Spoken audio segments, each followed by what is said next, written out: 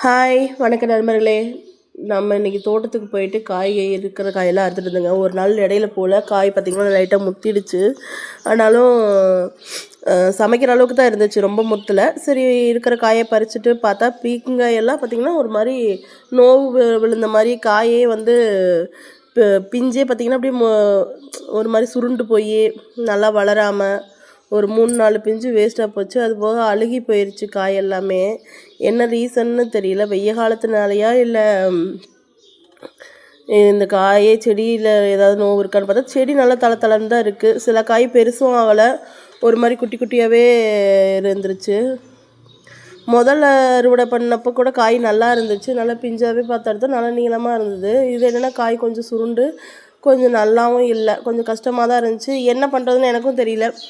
நம்ம அதிகமாக விவசாயத்தை பற்றி எதுவும் தெரியாதனால எதனால் இந்த மாதிரி ஆகுதுன்னு தெரில. அப்புறம் கொஞ்சம் வெண்டைக்காயும் இருந்துச்சு, வெண்டைக்காய் இருக்கிற பிஞ்சு எல்லாமே அறுத்துட்டு வந்துட்டேன். ஏன்னா மறுபடியும் 2 நாள் கழித்து போகிறப்ப மறுபடியும் எல்லாம் முற்றி போச்சுன்னா என்ன பண்ணுறது அப்படின்ட்டு இருக்கிற பிஞ்சு எல்லாமே அறுத்து எடுத்துக்கிட்டேன். இன்றைக்கி காயும் ஓரளவுக்கு 2 நாளைக்கு தேவையான அளவுக்கு காயும் கிடச்சிது. எடுத்துக்கிட்டு அப்படியே சோட்டத்தோடு சுற்றி பார்த்தோம்.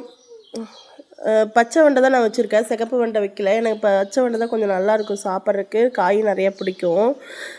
சிகப்பு வெண்டை என்னமோ எனக்கு வளவளப்பு அதிகமாக இருக்கிற மாதிரி ஒரு ஃபீல் இருக்குங்கிறதுனால அது போடலை. பச்சை வெண்டை மட்டும் தான் போட்டேன். அதுவே ஒரு 10 செடி தான் இருக்குது, அது நல்லா காய் காய்ச்சிட்டு தான் இருக்குது, ஒன்றும் பிரச்சனை இல்லை. இடையில க்ரோ பேக்ஸில் வச்சுருந்த செடியெல்லாம் பார்த்தேன். முள்ளங்கி செடியெல்லாம் எடுத்து நட்டுருந்தோம் இல்லைங்களா, அதுவுமே ஓரளவுக்கு நல்லா வந்துருந்துச்சு. செடி இப்போ தானே வச்சு 2-3 நாள் தானே ஆகுது, வாடித்தான் தழைஞ்சு வரட்டும் அப்படின்ட்டு அதையும் பார்த்துட்டு இருந்துட்டு அப்புறம் கொஞ்சம் நேரம் பசங்களோட அங்கேருந்து பழைய விஷயங்களெல்லாம் பேசிகிட்டு இருந்தோம். நானும் பிள்ளைங்களும் கொஞ்ச நேரம் பேசி விளையாடிட்டு இருந்துட்டு, சரி இங்கே நம்ம செடி இந்த ஃப்ளிப்கார்ட்டில் ஆர்டர் பண்ணி செடியெல்லாம் வாங்கியிருந்தேன் இல்லைங்களா, சரி அதெல்லாம் வந்து ஒரு இடத்துல வச்சிடலான்னு சொல்லிவிட்டு அதையும் நான் பிளேசஸ் பார்த்துட்டு இருந்தேன். சரி இந்த காயெல்லாம் அறுவடை பண்ணிவிட்டு இந்த இடம் சும்மா தான் கிடக்கும், மறுபடியும் நம்ம போட்டாலுமே கூட மரமாக தானே போகுது அப்படின்னு சொல்லிட்டு அதுக்குள்ளேயே ஒரு செடி வச்சுட்டு அப்புறம் கொஞ்சம் காலி இருக்கிற இடத்துல கொண்டு போய் மிச்ச செடியெல்லாம் வச்சுட்டு வந்துட்டேன். தக்காளி செடியெல்லாம் பார்த்திங்கன்னா உங்களுக்கு அப்படியே பூ நிறைய வைக்க ஆரம்பிச்சிருச்சு. பூவும் பார்த்திங்கன்னா இடமில்லாத பூ வச்சுருக்கு, ஒன்றும் பிரச்சனை இல்லை, காய் நல்லா பிடிச்சிக்குன்னு தெரியுது. கத்திரி செடி இது கூட வச்சு என்ன காரணம்னே தெரியல, கத்திரி செடி சரியாக வரவே இல்லை. எறும்பு நிறையா இருந்ததுனாலையா எறும்பையெல்லாம் அரித்து சாப்பிட்ருச்சா என்னன்னு தெரியல. அதுக்கு பவுட்ரு அடித்து விட்டுட்டோம். பார்க்கலாம் எப்படி வருதுன்னு தெரில, இனிமேல் தான் தெரியும், பார்த்தா தான் தெரியும். காய் இப்படி பிடிச்சி செடி நல்லா பெருசாகி காய் பிடிச்சா தான் தெரியும் எப்படி இருக்குன்னு சொல்லிட்டு. இப்போ ஓரளவுக்கு அந்த எறும்பெல்லாம் இல்லாமல் இருக்கிறதுனால செடி வந்துடும்னு ஒரு நம்பிக்கை இருக்குது, பார்க்கலாம். நல்லாவே வந்து தக்காளி நாற்றுல வந்து நல்லாவே பூ பிடிச்சிருக்கு. செடி நல்லா பார்த்திங்கன்னா சும்மா இந்த குச்சியை வச்சு கட்டி விட்டுறதுக்கு செடியெல்லாம் நல்லா மேலே தலை கொடி மாதிரி ஓடிடுச்சு, இல்லைன்னா கீழே தான் படந்து கிடக்கும். காய் நிலத்தோடு ஒன்றா இருந்து எதுக்காக இந்த மாதிரி குச்சி வச்சு கட்டுறோம் அப்படின்னா, உங்களுக்கு காய் வந்து இந்த வெய்ய காலத்துக்கு அதுக்கும் கீழே நிலத்தில் முட்டிட்டு இருந்தால் அப்படியே வெம்பி போயிடும். அதுக்காக தான் இருக்கிற குச்சியெல்லாம் எடுத்து வச்சு கட்டி அந்த கொடியெல்லாம் வந்து அது மேலே எடுத்து போட்டிருக்கோம். நீங்களுமே வீட்டில் வந்து தக்காளி நாற்றெல்லாம் வளர்த்துறீங்க அப்படின்னா இந்த மாதிரி சின்னதாக குச்சியை வச்சு கட்டி விட்டு அந்த கொடியை அதில் எடுத்து விட்டுட்டிங்க அப்படின்னா காய் வந்து கீழே வந்து நிலத்தில் படாமல் இருக்கிறப்போ உங்களுக்கு அந்த காய் வந்து வெம்பி போகாமே இருக்கும். தட்டக்காய் செடியெல்லாம் நல்லா பெருசாகிடுச்சிங்க. அப்படியே பவளமல்லி மரத்தையும் அண்ணாந்து பார்த்துட்டு இவ்வளோ ஹைட்டில் தான் எப்படி பறிக்கிறது, சும்மா பார்த்துக்க வேண்டியதான். அப்புறம் இதில் 2-3 செடி நாங்கள் வாங்கிட்டு வந்த செடியில் என்னென்ன கண்ணுன்னே எனக்கே சரியாக தெரியல, பார்த்தா தான் தெரியும்.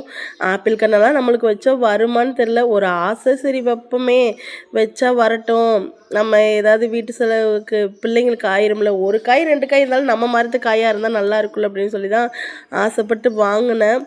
அதில் இந்த ஸ்ட்ராபெரியோட இது வந்து வாடி போயிடுச்சு, காஞ்சிருச்சுன்னு சொல்ல முடியும், காஞ்சி தான் போச்சு, அப்படியே சருகாக போயிடுச்சு. அது என்ன பண்ணுறதில்ல, அப்படியே க்ரோ பேக்கில் போட்டு வீட்டில் வச்சுருக்கேன், நல்லா தளைஞ்சு வந்ததுக்கப்புறம் எடுத்து வச்சுக்கலாம் அப்படின்ட்டு.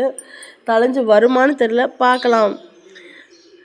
அப்புறம் ஒரு 2-3 பிளான்ட் மட்டும் நல்லா இருந்துச்சு, அந்த 3 பிளான்ட்டை மட்டும் கொண்டு போய் மல்பெரி, அப்புறம் வந்து ஒரு ஆப்பிள் கன்று ஒன்று, இன்னொன்று வந்து எனக்கே மறந்துருச்சு அது என்ன கன்று தெரியல, ஒரு 3 கன்றுமே வந்து வச்சுருக்கேன். பார்ப்போம், சிலதெல்லாம் களிமண்ணில் தான் வரும்னு சொல்லுவாங்க, நம்ம மண்ணுக்கு வருமானு தெரியல.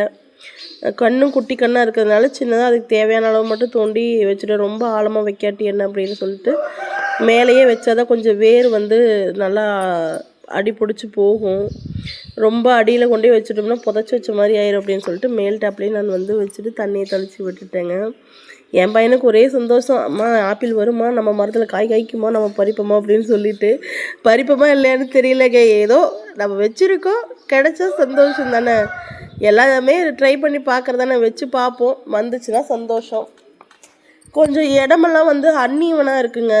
இடம் வந்து ஃபுல்லாக வந்து டிராக்டர் விட்டு ஓட்டின்னு தான் இருந்தால் பரவாயில்ல.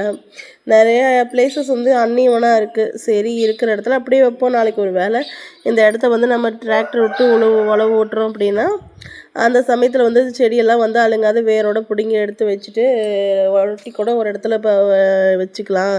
இப்போதைக்கு வச்சு தலையை வைப்போம், பார்த்துக்கலாம் அப்படின்னு சொல்லிட்டு நானும் வச்சு விட்டுட்டு வந்திருக்கேன். பார்க்கலாம் எப்படி இருக்குன்னு சொல்லிட்டு.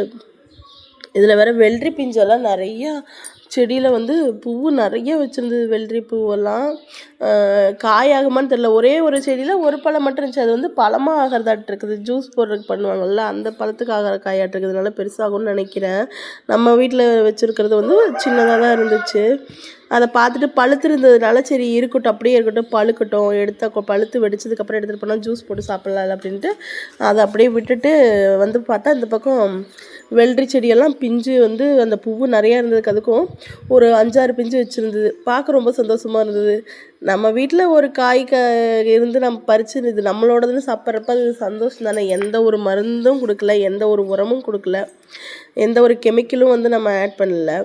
இயற்கையாக நம்மளுக்கு கிடைக்கும் போது அது ஒரு சந்தோஷமே தனி தானே. என்ன ஒரு வருத்தம்னா காயெல்லாம் வந்து நம்மளுக்கு தெரிஞ்சிருக்கணும், என்ன ஏதாச்சும் ஆச்சுன்னா என்னெல்லாம் வந்து பண்ணி அதை சரி பண்ணணும் அப்படின்னு சொல்லிட்டு. இந்த மாதிரி பீக்கஞ்செடி வந்து ஏன் வந்து காய் வந்து அந்த மாதிரி நோவு விழுகுது அப்படின்னு சொல்லுங்கள். என்ன மருந்து வச்சா வந்து அந்த காய் வந்து நல்லபடியாக வரும்னு சொல்லி எனக்கு சொல்லுங்கள் கமெண்ட் செக்ஷனில். நீங்கள் சொன்னீங்கன்னா நான் அதை செயல்படுத்தி பார்ப்பேன். எனக்குமே இதெல்லாம் தெரியாது. எங்கள் அத்தை இருப்பாங்க, எங்கள் அத்தை வந்துட்டு ஏதாவது ஒன்றுனா இந்த சாம்பலை கொண்டு இறச்சி விடுவாங்க. காய் நோவு விழுந்துருச்சுன்னா சாம்பலை இறச்சி விடுவாங்க, சோத்துக்கு போடுற உப்பை கொண்டு போய் வைப்பாங்க. எனக்கு தெரிஞ்சு அவங்களுமே வந்து பெருசாக வந்து எந்த ஒரு உரம் வச்ச மாதிரி எனக்கு தெரியல. காட்டுக்காரங்க வேணால் நிறைய உரங்கள் எல்லாம் வந்து பயன்படுத்துவாங்க. எனக்கு வந்து அதை பற்றி எதுவுமே தெரியாதனால சரி வைப்போம், வர்றது வரட்டும், வந்தால் நமக்கு வரலைன்னா சாமிக்கு அப்படிங்கிற மாதிரி ஆயிடுச்சு எனக்கு. சரி 4-5 காய் அறுத்து நல்லா தான் இருந்துச்சு. ஒரு சில காயெல்லாம் நோவு விழுந்த மாதிரி பிஞ்சாக இருக்கதோ அதெல்லாம் கட் பண்ணி போட்டு வந்திருக்கேன். நீ அடுத்து பிஞ்சு எப்படி வைக்கணும்னு தெரியல. பார்த்துட்டு இல்லைன்னா கொஞ்சம் சாம்பல் தான் தூவி விடணுமா இல்லை வேறு ஏதாவது உரம் வைக்கலாமான்னு சொல்லி கேட்கணும். நம்மளோட ரோஜா செடி இல்லைங்க, ஒரே ஒரு செடி 7 days வச்சுருந்தேன்.